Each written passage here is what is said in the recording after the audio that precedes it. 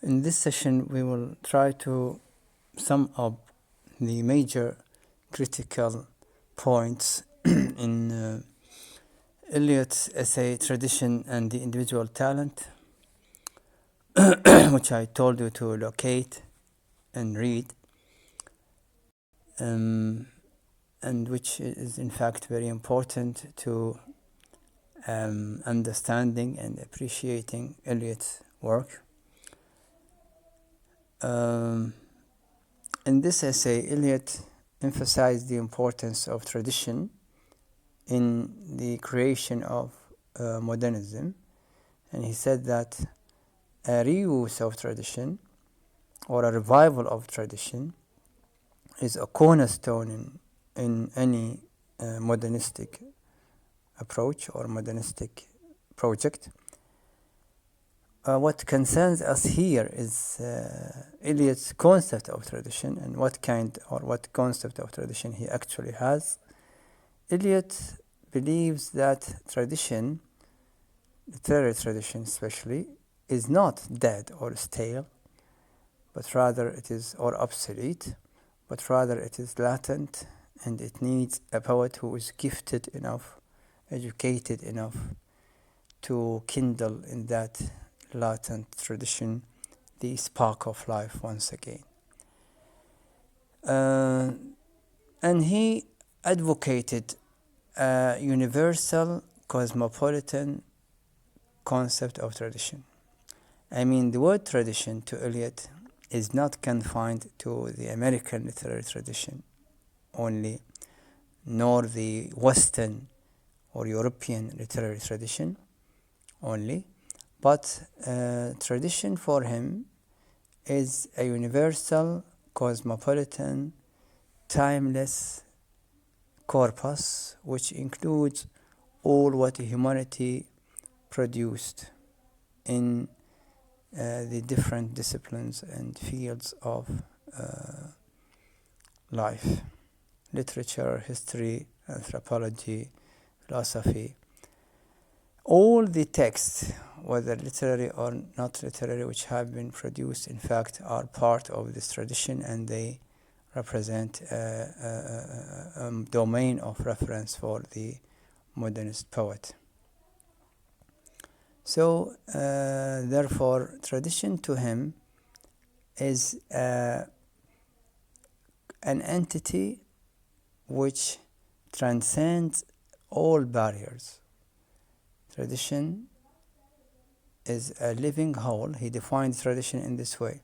Tradition, he said, or poetry, is a living whole which sums up all what humanity has ever produced,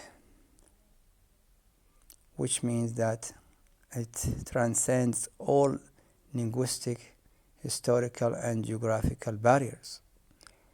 In other words, tradition includes all literary texts which have already been produced, regardless of the time in which they were written, or the place where they were written, or the language in which they were written.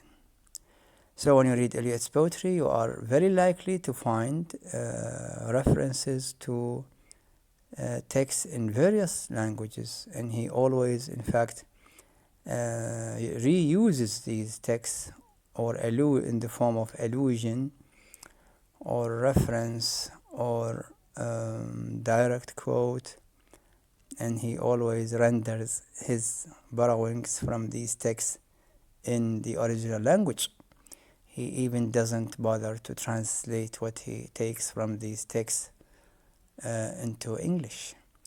That's why we said that reading Eliot's poetry needs a reader who is very well sophisticated and knowledgeable in order to be on full alert to the subtleties of allusion in his work. Eliot, when he borrows from these authors, of course, he enriches his work, and he also enriches the work of these authors, because he, in fact, he achieves a kind of decontextualization of what he takes by applying these elements into or to a new context. When he borrows Hamlet's famous soliloquy of to be or not to be, that is the question, for example, in his poem The Love Song of J. Alfred Prufrock, Eliot enriches his own poem without borrowing from Shakespeare, but he also enriches Shakespeare. He gives Shakespeare a new life and a new vigor, and by in fact applying that Shakespeare in a new context. So Eliot is not a parasite, as some people may accuse Eliot of being a parasite who thrives on dead author's blood, because they say that some people and critics accuse Eliot of being a parasite who enriches his work or who lives on the achievements of dead authors. Shakespeare himself was accused of such a thing, because he, as you know, he always takes the story from traditional sources, ready-made, and he employs it or reshape it in a new way. As Shakespeare transforms his raw material, the borrowed raw material, into a new form, hence transforming sand into gold, as one critic said, Eliot also does the same. He doesn't only enrich his own work, but he also enriches and enlivens the poets from whom he borrows, by giving them a new life. And after all, there is a big difference between borrowing and stealing. A good poet is he who borrows, while a bad poet is that who steals. Eliot doesn't steal. He, in fact, borrows. And there is a much difference, of course, between the two practices. So then, poetry, according to this concept of tradition, Eliot defines poetry as a living whole of all what humanity has produced. So you pay attention to these two words, a living whole, he said. Poetry is a whole, which means it includes all the corpus of world literature or world or human achievement in literature, and it is living. Why living? Because this whole permits addition, development, and modification by introducing in its corpus, in its fabric, new elements, a new text. And this whole is open. It is not closed. It is open in the sense that it permits the addition of new elements or new literary texts. The text, according to Eliot, Eliot defines the literary text in the following way, and this is important also. A literary text, he said, is a mosaic of previous texts. A literary text, again, is a mosaic of previous texts, which means that when a writer sets to the process of writing, a writer will absorb and assimilate in his work all the authors whom he has already read. In other words, all the authors or the literary texts that a writer has read and assimilated, they in fact they will in fact direct the process of meaning making in the text, and they will shape the meaning of the literary text of the present author. because the text, no writer comes to the process of writing fresh. Every writer will bring with him to this process of writing. He brings with him his own reading experience. That's to say, all the works of literature which he has already read and assimilated. I mean, those which have become part of his reading experience. The process of reading is like the process of eating. When you eat a good meal, a delicious good meal, and you digest it very well, it becomes part of your flesh. So the same thing when you read a good book and you digest this book, you understand and appreciate this book, well, that book will become part of your reading experience, part of your knowledge, part of your intellectual framework.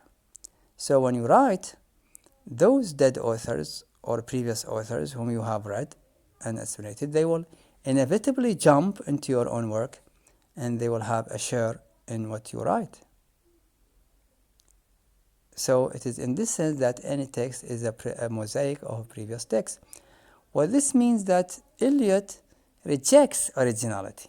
And according to Eliot, we don't have a literary text which is 100% original or authentic. Originality to Eliot is fake, is a myth. No writer can claim full authorship of his own work. Of course, you can say, I have written this book is mine. But you must also acknowledge that you didn't create this work from scratch. A writer is not born, according to Eliot. A poet is not born. A poet, talent is necessary for writing, but talent alone, gift alone, is not enough. A gifted poet must, in fact, augment and must read and must do a great deal of reading before he can become a poet. So the best poet is he who reads more than he writes, in fact. So, in this sense then, Eliot said that the relationship between tradition and individual talent is this, therefore. Tradition is superior to individual talent. Eliot gives tradition a priority over the individual talent. And which means what? A writer, he means, must reflect and embody tradition in his own work. A writer's commitment is not to create a work which is 100% original or authentic or subjective or individual, genuine, a product of genuine individuality. A writer's job is to reflect and embody tradition. And the progress of any author, he says, is a continuous extinction of individuality and the self, a continuous surrender of the self to tradition. Because the writer, that means echoes, he must echo or reflect or embody what he has already read. In this case, you may raise the question, if the writer is nothing but a reflector or an assimilator or a sifter of tradition, then what is the point of writing after all? And where is the originality of the poet supposed to be manifested? Eliot said that the authenticity or the originality of the poet is manifested in the way he reuses tradition. I mean, when Eliot said that the writer should not make a passive rendering of tradition. He shouldn't imitate. His use of tradition should not be as an inferior copy of tradition. He shouldn't produce an inferior copy of a previous text.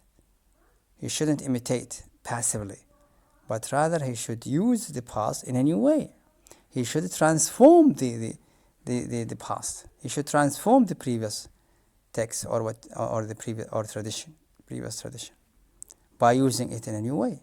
That's why he says, a reuse of tradition. He emphasized, he uses the word the reuse of tradition, not use but reuse of tradition. The prefix re here means to use tradition in a new way. Okay, then this is his relationship between tradition and the individual talent. Tradition is more important than the individual talent. The individual talent of the poet appears in the way he reorganizes elements or fragments of the past tradition to create a new whole. And when you read any poem by Eliot, you are going to see that the poem is a medley of references, a medley of elements, a medley of quotations and of allusions to dead authors. He brings in his poem a wide range of authors, of references, of allusions, of fragments of tradition. And he will create a kind of cultural dialogue, like what Bakhtin called a dialogic effect. And as Bakhtin spoke of the dialogic effect of literature, which means a cultural dialogue between different authors and different texts or different genres in one work.